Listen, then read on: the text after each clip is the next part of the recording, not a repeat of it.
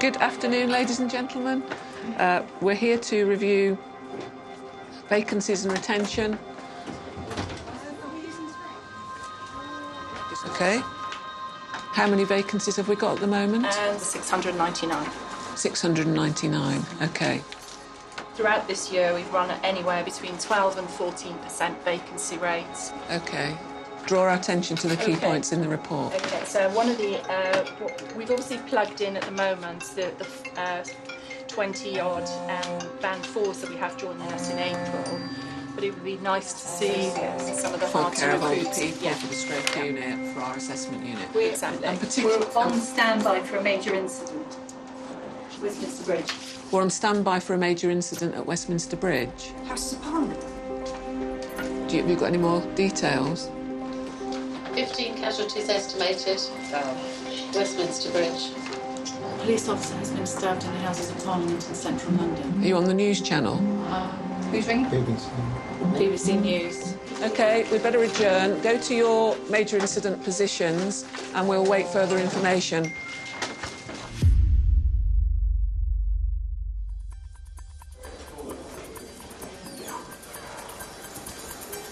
We're on standby for a major incident. There's been some stabbing or shooting at Westminster. I'm on the phone. The ambulance service notified us that we're on standby for an incident in Westminster. So we've got a plan when this happens, and that's what we're now putting in place. So I'm going off to the site office, which will be the place where we'll start to coordinate our response. Any more detail? So 15 potential casualties. Do we know how many there are at the site? We've no idea. All we know is LAS have given us standby with 15 accepting. OK. It appears that they shouted. Well, you can see on the TV there what's going on. Shot. We know that one police officer has been stabbed and that assailant has been shot. There is a major police operation now underway. Crikey. St Mary's Hospital in Paddington is one of 4 major trauma centres in London capable of dealing with mass casualties. Sarah, how many casualties? 3 miles from Westminster, it's the nearest to the scene of a suspected terror attack. Everybody's phones are ringing like fury now as well. Hello, Leslie Pals. Leslie's taking silver and Judy is taking bronze. It's all right. During a major incident, the hospital follows a 194-page set of protocols. Stand by means prepare to receive casualties. Hello, Gold. This is Silver. Hi, Leslie. We've made contact with NHS England. The reason we have the command and control structure we do, which is Gold, who is strategic, Silver, which is what I'm doing, which runs an operational response, and Bronze, who runs the pure operational side of things. No, so we can't give out any information. The reason we do that is so that you keep people in their own role. The word people are using at the moment is this is a terrorist incident. So we need to be in a position to make sure that all of our decision-making is absolutely crystal clear. So anybody else who was elected for today who hasn't gone knife to skin, they need to be sent home. And then I'll tell them out the We need a collation of A&E receiving spaces, trauma receiving spaces, and then a running collation of beds available now. What we'll do is we'll just go through each site quickly. I just have specific questions for each site. So Hammersmith, have you got ICU beds? No, they've got somebody else going in. Can you go back to ITU and see if they can make us a bed, because we've been put on standby? How many spare beds do you have at the moment?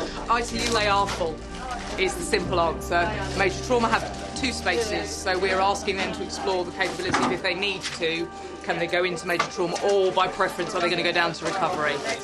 Guys, can we all please just make sure we've signed in for this? During a major incident, the entire resource area has to be cleared out.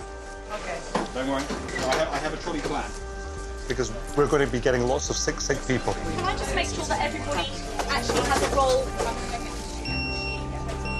It's 12 minutes since the hospital was put on standby. Off-duty medical and nursing staff arrived to assist in A&E. I sent you 3 registrars to the lead team was down there. So each of the bays has got a team allocated off. Surgeons, anaesthetists, nursing staff, theatre staff. The bleep goes off, your phone goes off, and you come in. One shoot.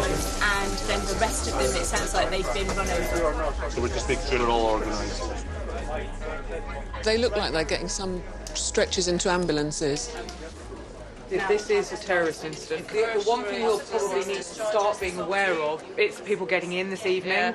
OK, so we need to make sure all your night shift can get in for duty tonight, because it looks like the whole of Westminster is shut. The only, obviously, for labs, the big pressure will be if we suddenly need...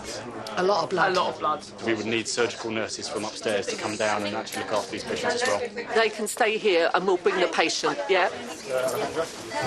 The first ambulance is on the ramp. Where's the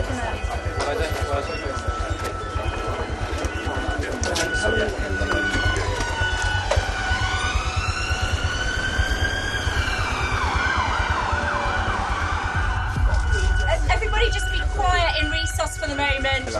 This is a gunshot wound. The first person to arrive in A&E is the alleged attacker. Excuse me. Can't film this, mate. It's a counter-terrorist incident, sir. It's a major terrorist incident. Non-open chest, we're going to transfer, come up alongside to our right side of the patient, please. We haven't told how many trade this person is gunshot. Okay, so guys, quiet for a second. Are we getting... First one's RIP, it's going to go into there. Sorry, the one that's coming out there. Yep, okay, so it's a formed area with only one door, you guys can guard it. It's much easier for yourself. Fantastic, thank you very much. There's a trolley there already. Okay.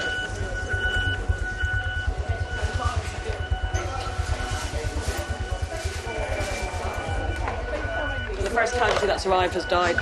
So we're going to set up a mortuary, he'll go there, and a police guard. Yeah, so people are jumping in the river to escape, so this is what's come through from the anti-terrorists. Right, Judy, get switchboard to stand us up formally now. Put that call out.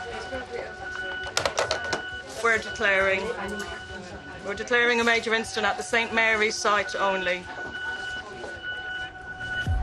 So, NHS England have just come through to say, so stood up or declared are ourselves, Chelsea and Westminster, King's, Guy's and St Thomas's and UCLH. St Mary's is now formally declared and the next phase of protocol can be implemented. London Ambulance Service will only bring critically ill patients to A&E. We're now deploying the full lockdown policy and procedure for the St Mary's site. We'll make the site as secure as we possibly can be. OK, that's really good. Well done. Simon, are we all right upstairs? We just need to start getting the beds actually liberated. Simon Ashworth is head of intensive care. He needs to create capacity for casualties who have yet to arrive from the scene. This is the list of the people that we can move. OK. It's the ambulances that are my issue. Our transport services are going to see if we can staff any more transfer ambulances. OK, right. You always worry about the situations arising when the system's already under strain. We're trying to arrange transfers across to other hospitals, but the problem is that we don't know if we're going to be able to get ambulances in the circumstances to be able to actually move them. Let's find out how we're getting on. We should be able to create up to 12, but it's going to take time. What we really don't want is a situation where the resus area can't function because they can't move people out. And that's what will cost people their lives.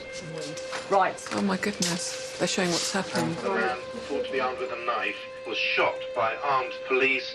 A number of others have been hurt, including some with catastrophic injuries. In the incident on Westminster... Our first casualty, who arrived to us as a code red, is believed to be the perpetrator of the incident. OK. So we're getting a fair bit of ambulance activity going on outside now, David, just to be aware.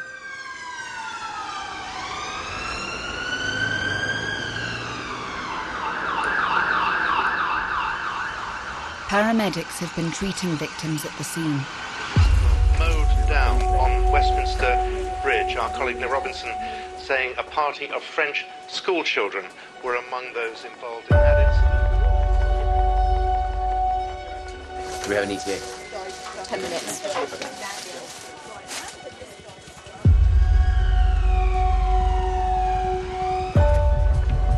Guys, so this patient looks like they're arriving. Right, guys, patients here. Yeah, over there, please. Thank you. The first victim to arrive at St Mary's is a French schoolboy. Okay, on 3. 1, 2, 3. Right, guys, we're going to get a hand over on our patient. Fire away. Right, this is Victor. Victor's 16 years old and has been hit right-hand side under a moving vehicle head-on.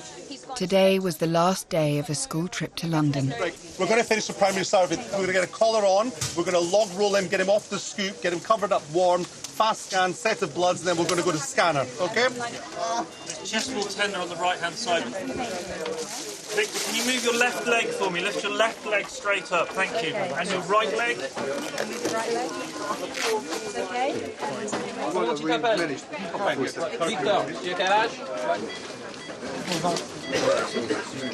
Boss, sorry, he's 16. Does he know what's happened yet? So, can you explain to him? He was hit by a car. Can I make sure that we've got There's another one coming. What's this one? Victor's school friend arrives in A&E. Unless he's bleeding out, he's stop for instance bleeding out. He's got a massive head wound, which is actively arterial bleeding. Okay. 18-year-old Jan has lost a dangerous amount of blood from a severe scalp wound. We need porters to override the list. I've got people who need to move. He's taken for immediate life-saving surgery. Hi. Are you free? As part of the major incident protocol, all non-emergency surgery has been cancelled and operating theatres cleared. Is this the scalp laceration? Theatre 6, please. We have got 1, 2, 3, 4 theatres available. Is it mainly French kids, is it? It sounds like we've got to...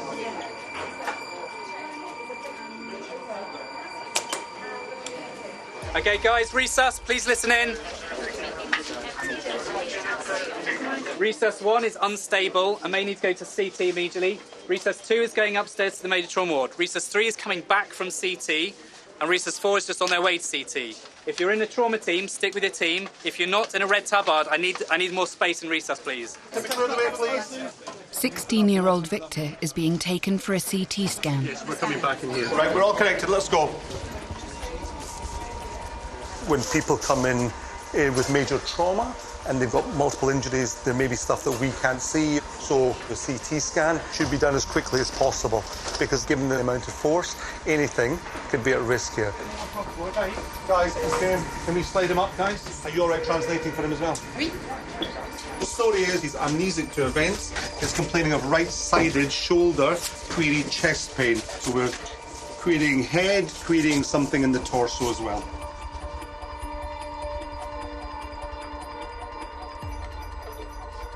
His elbows, isn't it?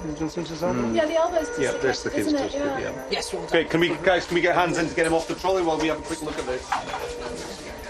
So fractures posterior Yeah. from 10 up to about 6 in these The scan reveals a fractured dislocation of the right elbow, multiple rib fractures and spinal damage.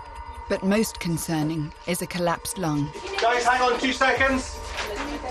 So with a collapsed lung, it can be life-threatening if it's what's called a tension pneumothorax, and that needs to be treated straight away. Recess 2. Yeah. We need to put what's called the chest drain in to let this air come out and let his lung reinflate. You need to put a tube. You understand? A tube in your chest.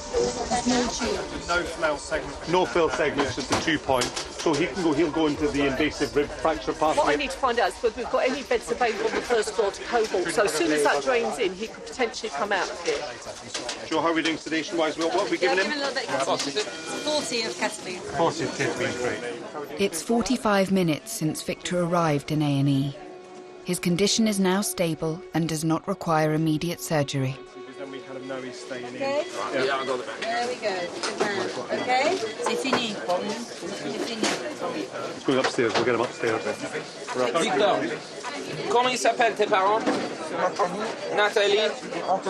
Nathalie et Anthony. Est-ce que tu te souviens les numéros de téléphone portable? No, let's hold him. Thank you. Poor boy is here on a school trip. He's brought into a place when there was a lot going on. So for him, he's only 16. It's quite nerve-wracking. So Our main aim is to make sure the patients are treated properly, treated in a timely manner, hopefully comfortable up in the ward, and then actually they're kept safe.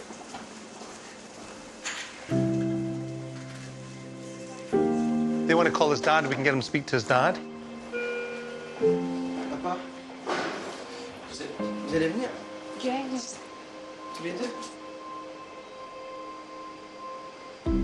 You okay? Oui, ça va?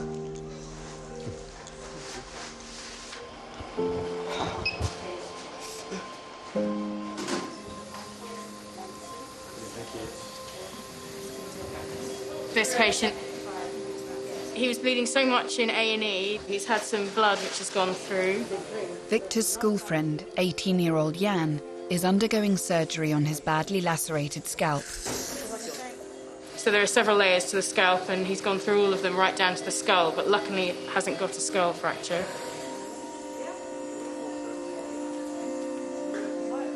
The windscreen apparently had evidence of a sort of bullseye hit, and he was lying adjacent to the car. So we think perhaps the car hit him from behind, hence he's got an injury to the back of the scalp. Surgeons must sew each layer of Jan's scalp back together. He's also got a spinal injury, so we've had to be really careful about transferring him so that we don't move those injuries, so we're not making something that's stable at the moment into something unstable. Another friend from the same school. Oh, how old is he? 16? 18. There's one there, there's one in there, there's the rest of the second down.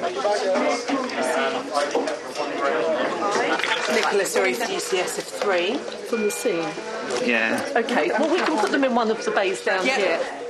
On an average day, St Mary's treats 8 trauma patients. In the last hour and a half, 6 have arrived from Westminster.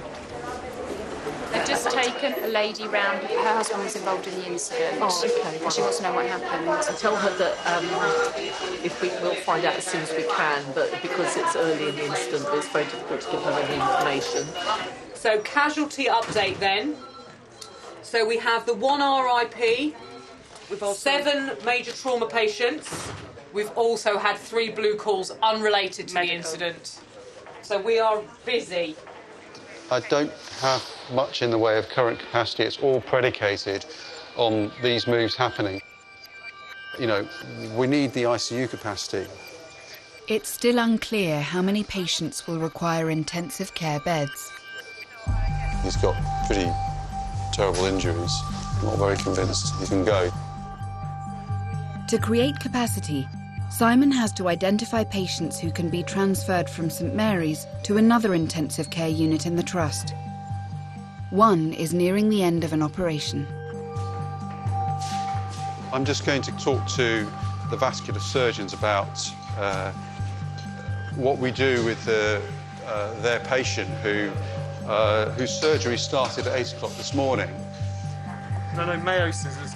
Obviously, the major incident has intervened and we need to decide where we put them. And what I don't want to do is put someone in an ambulance and transfer them who's too sick to actually move. How sick is he going to be at the end? What is the right answer, Simon? How do I get a bed? I'm looking at needing to take 7 patients today, but I'm looking at who's the least risky people to transfer. I don't like transferring hot vascular patients because the things that go wrong will then mean... You should definitely stay here. OK.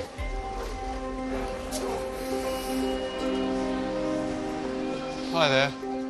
So this lady, it looks a survivable injury, so she's certainly fit for transfer, and she's on the list to go. She's on the list. OK, just to make you a bit more comfortable, I'm going to lift your head up, OK? We can give you some more painkillers in the ambulance, all right? The ambulances themselves don't really come with all the gear you need. Charing Cross, which is our sister hospital, will send doctors with assistants and all the equipment so that they can retrieve the patients to Charing Cross. And it's an absolute lifesaver for us, you know. It's the reason with capacity to take all the patients who we need to take today. So, I guess we're now sort of more or less ready to actually cope with the influx of patients. What about SIC? SIC is free. SIC is free. However, we would prefer to cohort all the major incident patients in main theatres. Sailor, Helgi is now gone to recess. Are you happy to be the bronze anaesthetist again? Do you want to send the eye open tibia guy up to theatre 2 now?